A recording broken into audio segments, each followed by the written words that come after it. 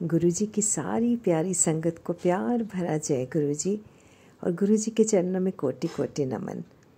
संगत जी, आपका गुरुजी कृपा सत्संग में बहुत बहुत स्वागत है। संगत जी, गुरुजी के हुक्म और गुरुजी की आज्ञा से हमने शुरू किए हुए हैं जी पाठ, रामायण का पाठ और शिव पुराण का पाठ, जो हम सब मिलकर करते हैं और मिलकर सुनते हैं। ये सारे गुरुजी के चमत्कार नहीं तो और क्या है। हम जब गुरुजी की शरण में आते हैं, मैं हमेशा हर बार ये लाइन दोहराती हूँ, तो हमारी अपनी बुद्धि कोई काम नहीं करती। अगर हम चलाना भी चाहें तब भी वो चलने से इनकार कर देती है, और हमें चलानी भी नहीं चाहिए। जब हमने डोर गुरुजी के हाथ में दे दी तो फिर किस बात की चिंता, किस बात का डर, किस बात का भय। हमें निश्चिंत हो जाना चाहिए कि हमने अपनी डोर जिसको पकड़ाई है वो हमें सही रास्ते पर लेके जाएगा। और देखिए, इसके सबूत भी आपके सामने है। हमने कभी जीवन में शिव पुराण का पाठ नहीं सुना, अब हम दूसरी बार भी शिव पुराण का पाठ पढ़ रहे हैं और आप सब संगत जी से सुन रहे हैं। ये सब गुरुजी के चमत्कार ही हैं, जो हमारे अगले पिछले सारे कर्मों का हिसाब कर रहे हैं। एक एक कर्म जो हमारे बुरे हमने किए हैं या करने वाले हैं आगे आने वाले जन्मों में, वो सब गुरुजी हमें सही रास्ते पे ले जाके सब कुछ ठीक कर रहे हैं। और इस जन्म में जब हम गृहस्थाश्रम में हैं तो कितने काम हमारे दिन रात बनाते हैं। पर मुझे कई बार जब मैं यूट्यूब को खोलती हूँ या यूट्यूब पर आती हूँ मैं, तो मुझे कई बार इस तरह के मैसेजेस देखने को मिलते हैं कि रूह तक कांप जाती है। शायद आपके साथ भी इस तरह होता होगा। अभी कल ही मैंने एक मैसेज पढ़ा, मैं उसका जिक्र नहीं करना चाहूँगी, पर इतना भयानक मेरे सामने जैसे ही आया तो मन एकदम कांप सा गया कि अगर सत्संग नहीं पड़ेगी तो तेरे साथ तेरे बेटे को ये हो जाएगा, तेरे बेटे को वो हो जाएगा, अकाल मृत्यु हो जाएगी। इस तरह के जो मैसेज हम पढ़ते हैं वो हमारे मनस्थिति पर क्या असर डालते हैं, ये आप सब उससे रिलेट कर सकते हैं। तो मैं एक क्वेश्चन आप सब संगत जी से करना चाहती हूँ, आप कमेंट सेक्शन में ज़रूर बताइए कि क्या गुरुजी इस तरह का हमें कुछ डरा के हमारा कुछ भला करना चाह सकते हैं कभी? गुरुजी इस तरह, गुरुजी को एक इंसान मत समझिए संगत जी, वो एक शक्ति है, सर्वशक्तिमान ईश्वर साक्षात कलयुग में जिन्होंने हमारा हाथ पकड़ा है, और वो ही हमें इस भव नैया से पार लगाएंगे। और जो हम छोटी छोटी ये चीज़ें रोज़ पढ़ते हैं या सुनते हैं हमारे सामने आती हैं, गुरुजी कहाँ कब किन अंधविश्वासों में कभी पढ़ सकते हैं। गुरुजी तो कहते थे इन्ना टकोरसलियां तो दूर रहा करो तुसी। और हमने उन्हें कितना, उनकी जो सारी सिखाई हुई उनके जो शब्द हैं, उनके जो कितना हमने उन्हें छोटा कर दिया संगत जी। और उनके इतने बड़े अस्तित्व को हमने इन छोटी छोटी बातों में कहाँ हम जा रहे हैं और कहाँ गुरुजी का हम साथ मांग रहे हैं और कहाँ उनको कहते हैं कि हम गुरुजी को मानते हैं।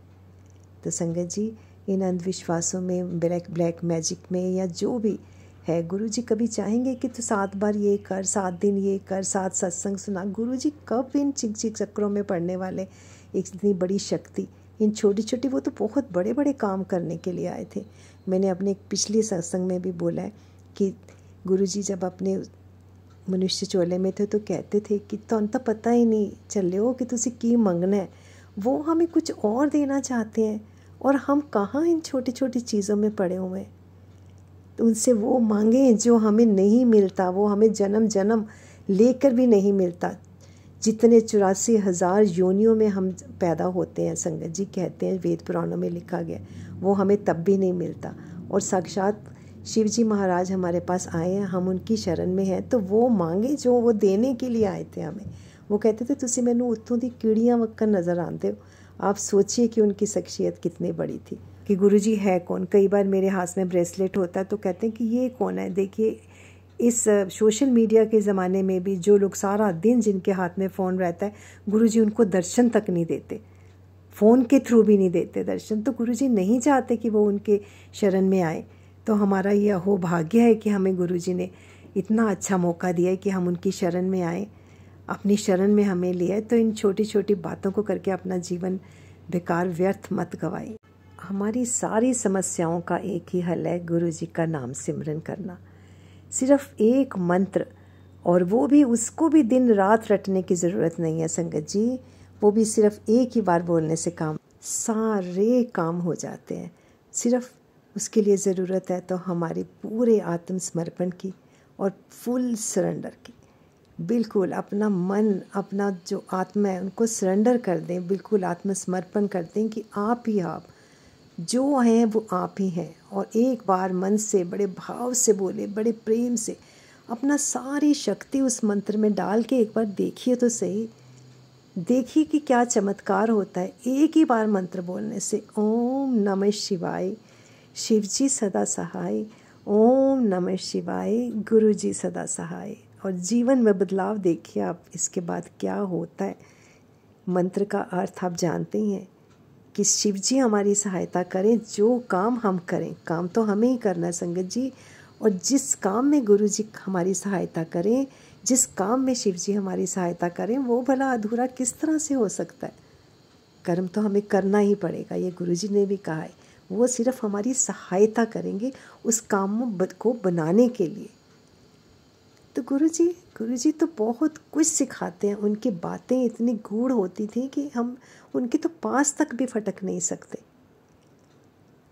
मुझे लगता है कि हमें जब भी हम इस तरह के कोई मैसेजेस पढ़ें तो ये ना समझें कि ये मैसेजेस सिर्फ हमारे लिए हैं।